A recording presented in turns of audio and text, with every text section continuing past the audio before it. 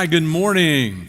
How many people had a hard time getting up this morning? You know, it's tough when they do the spring forward thing, right? This is a funny one. I didn't do this for the other service. So on Saturdays, sometimes I try to plan ahead of time, not just for me, but for everything else that's going on. So a couple of years ago, I decided I'm going to go reset all of the clocks in the church on Saturday before, the Sunday, the spring forward Sunday. But I don't know why it is. It's just me. But for some reason, spring forward translates into we get an extra hour's sleep. Wouldn't that be better? See, I think we should keep gaining the whole time. It just should never go the other way.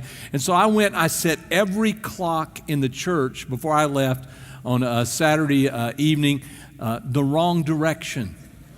So as everyone came in, it was 2 hours off. It wasn't just 1 hour off. So I had this morning, my alarm clock in the morning is some birds that come by my bedroom window. And about 5:30 or 6 in the morning, they sing for about 5 minutes, maybe 10 minutes. And I know, but if you're a preacher, God does that for you. So just, I'm sorry that y'all don't get that, but they do this. And the good thing is I'm the only one that can hear them too. So, I'm just kidding. Joni always says, I didn't hear any birds, but I do. And they wake me up in the morning. And I thought, this is going to really mess them up because they're going to come and it's going to be an hour too late. I need to get up an hour earlier than that. So kid you not, normally 5:30 or 6 in the morning, so it would have been 4:30 to 5 in the morning, and sure enough, they came at 4:30 to 5 in the morning and sang. I'm serious as I can be. It really did happen. It's probably a recording, but they were there and woke me up. We're taking a look at, in the book of Daniel. I'm going to do something a little different. I'm going to jump backwards. We were all the way up with Daniel and the lion's den in chapter 6, but I'm going back to chapter number 3, so I'm taking a kind of a half step back because there's this great story in chapter 3. In fact, for me, it's one of the most powerful ones in the Old Testament as far as just kind of how it encourages you and changes your view on things. And it's the story of these three guys named Shadrach, Meshach, and so you've heard of them before. These are their Babylonian names. Does anybody know their Hebrew names? Their Hebrew names were Hananiah, Mishael, and two's fine, right? So it's all right. But you can look them up. They had Hebrew names also, but they're known for their Babylonian names, and they're known for this ordeal with the fiery furnace. And but most people don't really catch the story or the significance, just how powerful the story is. And let me tell you what, as far as a modern application, this is what it deals with. How do you get over your struggles in life? How do you get past the trials, the difficulties, the troubles, that you face in life? And many times the things that you look at your life and you say, really, this has got me trapped. I can't get free. It's like I'm sort of bound up by this and there's no escape from this. In fact, this is one of the things parents will come to me and they'll talk about, my kid was such an angel, and such a little, girl or a little guy that, loved God and all. And now they've gotten older, what happened? Where did they? Well, you go through trials and struggles and difficulties in life. That's the way it works. And if you're at that age where you're going through that and you're questioning also, that is the way it works. You will face things that you haven't faced before. And then there's this weird thing in the Bible, Old Testament and New Testament, where it talks about rejoicing or, feeling happy or joyous about the troubles and the struggles and the trials that you go through. You might think that's weird because it's not the way we think.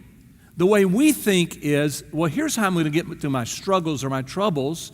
God, give me, right?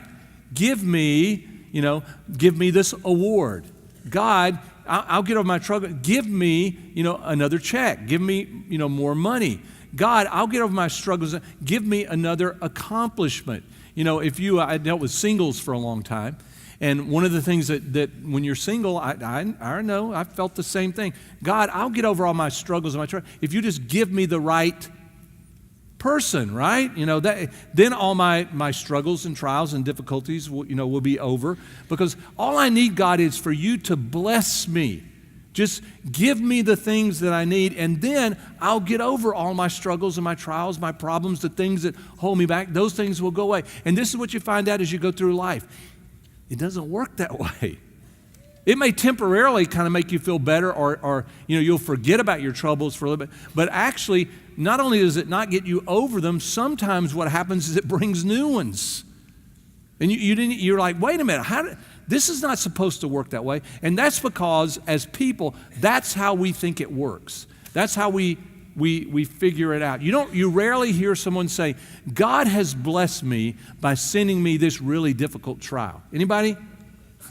Or God has blessed me because I went through a really hard circumstance, But actually, when you read in the Bible, you see that many times it's through those things that God actually took people past their troubles and their struggles and took away the things that held them or caught them. In fact, you may be here today and say, man, there's just something that's just bound me, and I can't get free.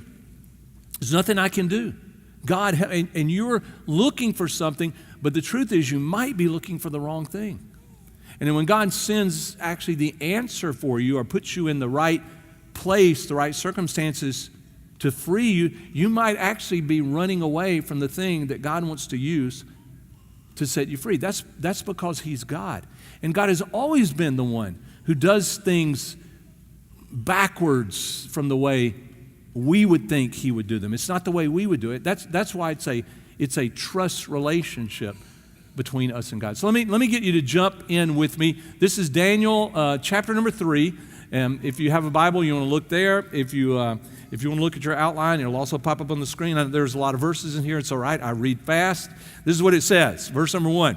King Nebuchadnezzar made a gold statue 90 feet tall and 9 feet wide and set it up in the plain of Dura in the province of Babylon. So King Nebuchadnezzar is the king of Babylon. If you went back to the beginning of Daniel, he's the one that had conquered Jerusalem and taken them off as teenagers.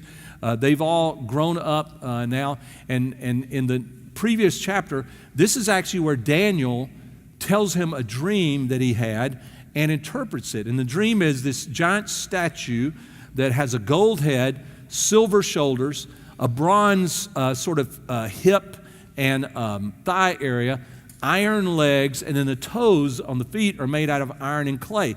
And it's a picture, it's kind of a pointing to the future of these nations that are secular that will rule over and lead until, and then in the dream he talks about a stone that is cut out or comes out of the mountain but not cut by man. It crushes the feet and destroys the statue and builds a kingdom that will last forever. And it's a picture of Jesus coming. After the Babylonians, Nebuchadnezzar, the head of gold, the shoulders and chest of silver is the Medo-Persian Empire with Darius and Cyrus. Then the Greeks take over. Remember Alexander the Great? The thighs and the hips of bronze, and the legs of iron is the Roman Empire. And of course, it's feet of iron and clay, which don't mix and make the statue absolutely vulnerable with Jesus Christ coming and establishing His kingdom. So this is his dream. This is his interpretation. He praises Daniel for it. And so it makes sense that in Nebuchadnezzar's mind, Nebuchadnezzar is the head of gold. And since I'm the head of gold, I'm going to set up something that all people can see and worship, because Nebuchadnezzar was, of course, very full of himself, and a very powerful and many times a very cruel leader.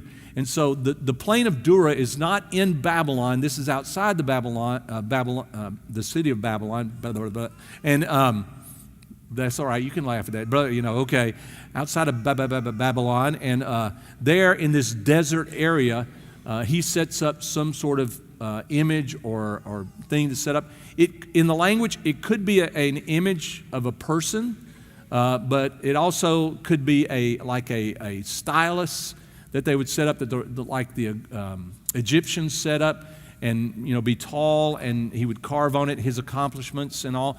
But like the Egyptians, they would make it so that you could see it for tens of miles away. That's why they put it in the desert. So he sets this up, and it says in verse 2, then he sent messengers to the high officers, the officials, the governors, the advisors, the treasurers, the judges, and all the provincial leaders to come to the dedication of the statue he'd set up. So all these officials came, and they stood before the statue King Nebuchadnezzar had set up. Then, verse 4, a herald shouted, here's the herald proclaiming, "People of all races and nations and languages, listen to the king's command. When you hear the sound of the horn, the flute, the zither, the lyre, the harp, the pipes, and other musical instruments, bow to the ground to worship King Nebuchadnezzar's gold statue." And then here's the other side of it. Anyone who refuses to obey will immediately be thrown into a blazing furnace. So not only is this set up in this great place, this entourage is brought in, but there's also this huge furnace that is set up. It would have had, more than likely, had some sort of side doors opening to it that to be able to clean it out. And at the top, it would have had some sort of opening, to throw fuel in and for the smoke to come out. So it's a giant furnace set up as a threat to make sure that you understand you will do what Nebuchadnezzar says. You will bow before him and you will worship the image that he has set up, the gods as he sets them up, because he is Nebuchadnezzar and no one dares go against Nebuchadnezzar. So he set it up this way, and then it says in the next verse, verse 7, so at the sound of the musical instruments, all the people, whatever their race or nation or language, bowed to the ground and worshiped the gold statue that King Nebuchadnezzar had set up. Verse number 8, but some of the astrologers, in other translations it will say the Chaldeans, it's just a description of who they are as astrologers, went to the king and informed the Jews. They said, and jump to verse 12 because he just goes through same stuff that was here. Jump down in verse 12. But there were some Jews, Shadrach, Meshach, and Abednego, whom you have put in charge of the province of Babylon. They pay no attention to you, your majesty. They refuse to serve your gods, and they do not worship the gold statue that you have set up. So here's Shadrach, Meshach, and Abednego. They're facing circumstances that they cannot control. You ever face those? So the only thing that they can control, the only thing they can decide is how they will respond, what their response is. They can't control this. And I know that sometimes you think, God, why did you lead me to things like this? I can't control these things. Yeah, but you still have a choice to make. You can choose how you will respond. And they've got to decide what they will do. It's another one of those non-negotiables for Shadrach, Meshach, and Abednego, like Daniel faced. We talked about it last week, where they had decided, listen, they work for the king, they serve him. They'd been set up to lead and rule over the province of Babylon. That was where they worked for the king. But they viewed it as they served Jehovah. They served the living God. They served the king, but they served him over Nebuchadnezzar. And so they would not bow, they were not going to bow before the king, and before the things that he set up. So there's this point in their life. It's a point of tension, and it's a point of conflict for them. There's a reason for it. God has brought them to this place in their life so that God is their rescuer, so that they see God differently. And the reason I say that is because I know you might look at your own life and say, God, why did you bring me to this? Why am I facing this difficulty, this trial? Why? You're bound by something. Something's got you. You can't control it. You can't seem to overcome it. And then you say, God, then why I'm already struggling with that. Why did you bring me to this? And so many times, God will bring you to something like this because he's going to use this to set you free. And you say, I don't understand that. That doesn't make sense to me. I know. That's why this story is so powerful. Because God uses so many times what we don't understand and what we don't see as a positive or as something he could say. He uses it because of who he is to help set us free. When I think of Shadrach, Meshach, and Abednego in this situation, I just think, hey, their friends have got to be telling them, hey, just bow down to the statue. This is how to solve this real quickly. Just bow down. It's okay. You don't have to even mean it. just do it. But for them, it was too deeply ingrained for them. I don't know if you know this, but the early Christians in the Roman Empire, for the first 300 years, they faced at times situations where the Roman emperors would say, you bow down, you worship our gods, you do it our way, or, you get thrown into the lions, with the lions in. Sounds like Daniel, right? Or at times, some of them would put them on stakes in their gardens and coat them with tar and set them ablaze if you don't do what I tell you to do. And it's cruel. And their friends would say the same thing. Just bow down. You don't have to mean it. Just pretend, and it's okay. But many of them would do this. They would say, okay, but if I do that, how can I face God? How am I going to face God and say, God, I believe you, I trust you? Well, in most things, but this was too big, This was too dangerous. God can't overcome a Roman emperor.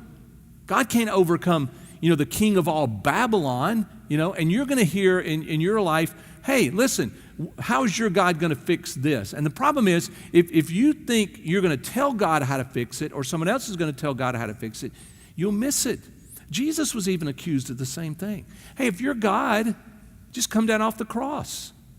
Just wipe out the Romans, But Jesus had an entirely different idea, and there was a different plan to what victory was going to look like. And listen, you and I are all recipients of that because of what he did. It's not how they would have picked it. It's not how Shadrach and Meshach and Abednego would have necessarily picked it, but they just had to trust God. And so this is what it says in verse 13. It says, and Nebuchadnezzar flew into a rage. See, there's a change in focus for Shadrach, Meshach, and Abednego, and soon there's going to be a change in focus even for Nebuchadnezzar. As they begin to look at not just themselves, they begin to look to God in this situation. He flew into a rage. He ordered Shadrach, Meshach, and Abednego to be brought before him. When they were brought in, Nebuchadnezzar said to them, is it true, Shadrach, Meshach, and Abednego, that you refuse to serve my gods and to worship the gold statue I have set up? I will give you one more chance to bow down and worship the statue I've made when you hear the sound of the musical instruments. But if you refuse, here's his challenge, same challenge we face sometimes. But if you refuse, you will be thrown immediately into the blazing furnace. And then he says this, and then what God will be able to rescue you from my power? See, again, to them, it wasn't about them all of a sudden. Now it became about Nebuchadnezzar and him challenging God. And it's real clear in the language, isn't it? It reminds me of David. You remember the story of David and Goliath? And in the story of David and Goliath, the Israelite army and the Philistine army are on either side of a plain, and they're taunting one another. And then the Philistines sent out their champion, this giant, powerful, strong, bigger than any other warrior named who? Yeah, Goliath. And Goliath comes out, and he taunts them. But he not only taunts Israel, he taunts the God of Israel. He challenges the God of, he's basically saying the same thing. What God can rescue you from me? And no one would walk out and meet him and challenge him because they were afraid of him. He was powerful. And then little shepherd boy David shows up bringing food. His father sends him, says, take this to your brothers who are soldiers in the army. He takes them, and he's like, what are y'all doing? Go out there and get him. That's David. And David, when you look at it, it's a great story. Read the story. This is what you'll find. David sees it differently. David looks at it, and David sees it this way. He says, it's not about you guys and the Philistines. It's about Goliath challenging God. He can't win. He can't stand before God. And they're like, you little brat. Go back home. Were you coming out here to make it worse for us and to shame us more? And David's like, no, I'm just telling you, how is he going to stand before God? See, David sees it differently. Shadrach, Meshach, and Abednego see it different than Nebuchadnezzar sees it. I was listening to, I don't know if y'all know who John Maxwell is? John Maxwell is does a lot of leadership stuff. He's he's a former pastor for a long time. When the birds used to come sing outside him, they don't do that anymore because he's a leadership guy. And no, he may still have that. And one of the things he does, not only in Christian circles, he does it in secular circles also, is he teaches on leadership. And his conference, one of the things he says is there's one thing that successful people do differently than everyone else. And if you want to meet me afterwards, I'll tell you what it is. But anyway, he said, no, okay, I wouldn't do that to you. So here's what he says, and he's absolutely right. He says successful people think differently than people who are not successful. It's true. It's a change in the way you see things, how you understand things, how you think. That's the same with Shadrach, Meshach, and Abednego. They're not looking at it the way everyone else looks at it. It's not about them. To them, it's about God, and Nebuchadnezzar is challenging God in this situation. Absolutely, it helps to understand these next verses. And look at verse number 16. In fact, this will make a lot more sense to you. It says, Shadrach, Meshach, and Abednego replied. Here's their reply to the king. Listen, this makes sense. O Nebuchadnezzar, we don't need to defend ourselves before you. Why would they say that? Because it's not about them. See, he's making it about them. They say, it's not about us. You're challenging God himself.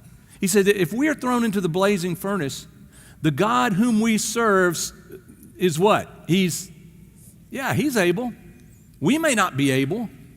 We may not be able to figure it out. We don't even know what to ask for necessarily, but he's able to save us. He will rescue us from your power, your majesty. And then my favorite part, because I think this is the part, the next verse, verse 18, where they really, really show how they have shifted their thinking, where their focus is. They say in verse 18, they say, but even if he does not,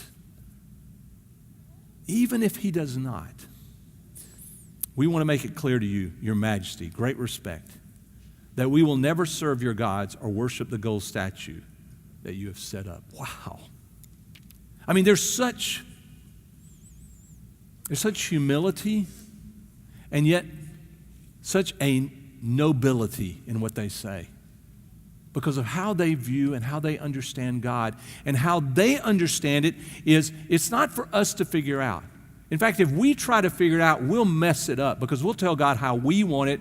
And the truth is what we really want is how God wants it. And it's not really about how we want it anyway. It's really about God himself and what God wants to do. And we really serve him. We serve Nebuchadnezzar. We serve Babylon. That's where God has placed them. But they do that because they serve God. And they've got that part right. They've got that part figured out. This is, in the story, is a huge turning point for them because they have decided that that this is really all about God, and so they're going to take the situation, visibly and say, we're really taking this and turning this over to God because it's really about him, not about us.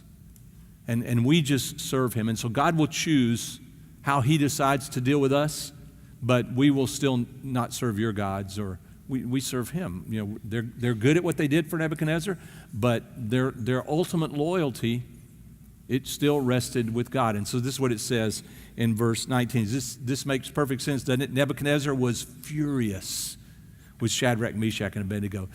So furious that his face became distorted with rage. You ever seen that before? Somebody, you're like, it's a different person.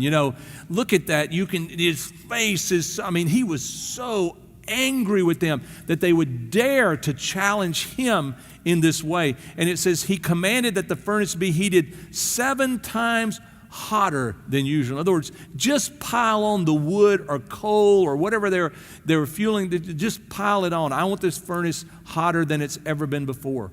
Then verse 20, then he ordered some of the strongest men of his army to bind Shadrach, Meshach, and Abednego and to throw them into the blazing furnace.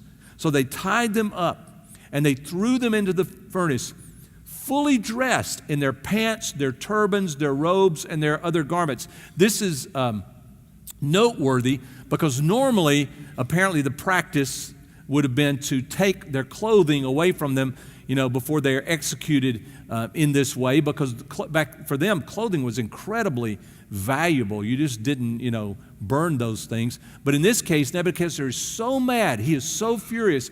He wants them in the furnace and everything associated. Just go ahead and throw them in fully clothed. And it says, and because the king in his anger had demanded such a hot fire in the furnace, the flames killed the soldiers as they threw the 3 men in. So apparently, as they throw them in the top of this furnace through the opening, the flames and the heat are so enormous that these guys are incinerated. They're killed in doing that.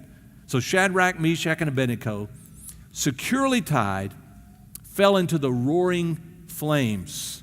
But look at verse 24. But suddenly, Nebuchadnezzar jumped up in amazement.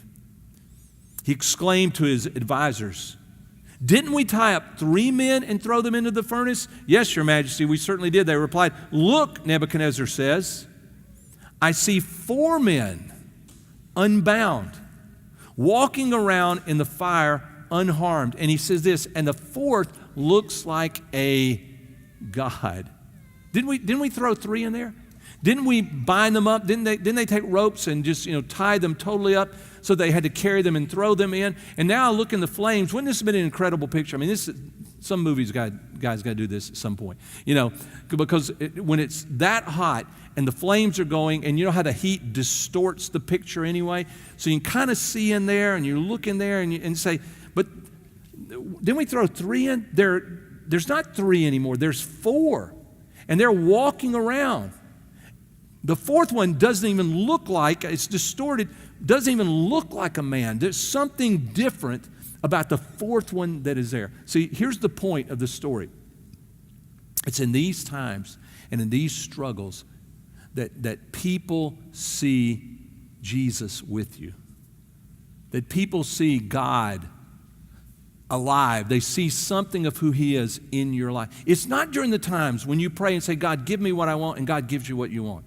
And you get, all the stuff that you want. You say, "See, isn't God blessing me?" People don't see God in that. They don't. I'm sorry, they don't. They just see that you're lucky, or, you're good at what you do, or, I don't understand. It's not fair that you got those things. But during the times where you are struggling, during the times where you are bound up, and there is no rescue for you, during the times where, everything seems to have come against you, but God becomes your rescuer, that's when people see Him.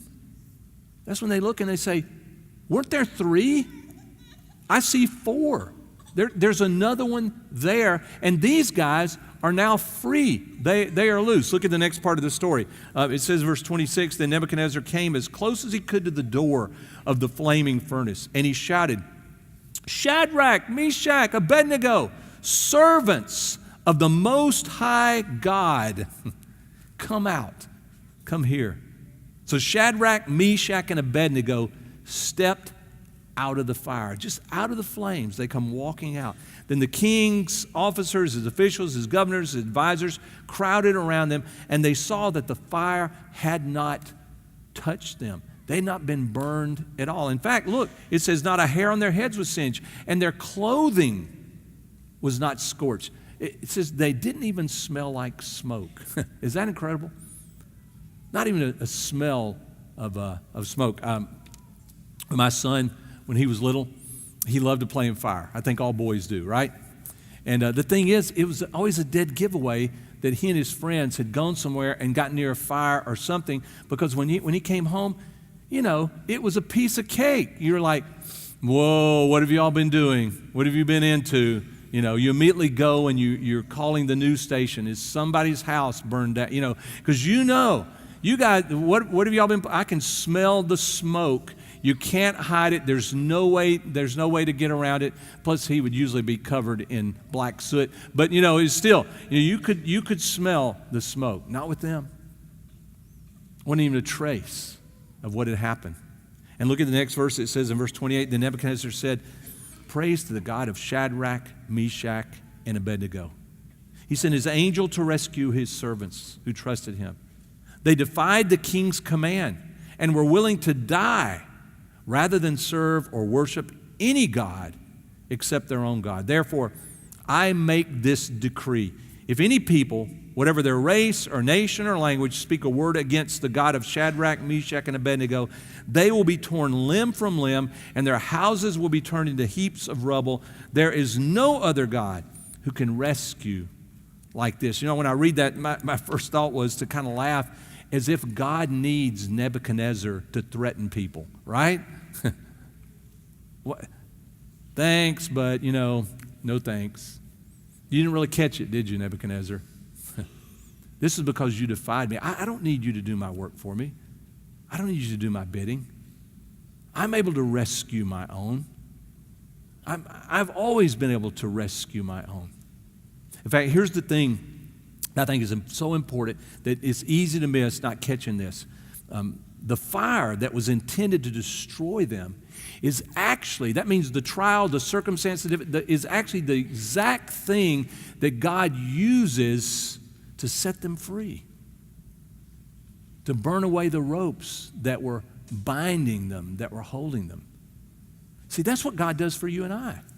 We fret the struggles. We fret the things that God, He sets us up against because we think, God, how could you allow this to happen? How could you allow me to struggle in this way? Or how could you allow this to have God, where are you? Why don't you give me the things that I want? And God all along is saying, why don't you trust me? Why don't you trust me? Even when you go through fiery troubles or trials in your life, why don't you trust me that there are times that I use those things actually to set you free. Listen, there's some people in here who could tell some stories like that. In fact, there's some people in here that, maybe for the first time, even now, you're realizing, you know what, I just went through a really difficult time, and God sent me through something, and I was lamenting it and feeling like, God, where are you? And I'm beginning to realize He was right there. I didn't go through those. God didn't take me through that to hold me back or bind me up or somehow to make me, less capable. God actually took me through that so that I would learn to trust Him in a way I've never trusted Him before, to depend on Him like I've never depended on Him before, so that God could free me from the things that maybe because of fear or maybe because I think, there's nothing I can do about this, right, but God can. And to set you into a different position, a different place in life where God uses your life so that someone else can see Him. Not you,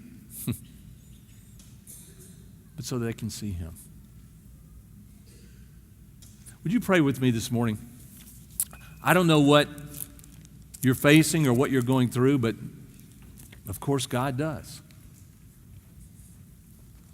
And maybe you're here and you've prayed for God to take something away and God to remove something. And maybe you've done the thing that we all tend to do. You've avoided the most difficult parts, the most difficult circumstances. Not recognizing that if you would put your hope and your trust in God and you would face those things, that God might even use those things to set you free. To build a trust, a spirit inside of you that puts your hope in Him like you've never hoped in Him before. It's not God's intention to destroy us or tear us down, but to draw us to Himself. And because of our faith in Him, to set us free. That's the message of the cross. Jesus goes to the cross. He takes our sin to the cross. Our sin is crucified. And then He walks out of the grave, free from all those things so that we could be free, so that we could live a resurrected life. You never put your hope and your trust in God's freer, in God's rescuer. I know your situation may be difficult, but He has sent His Son for that purpose. In Jesus' name we pray.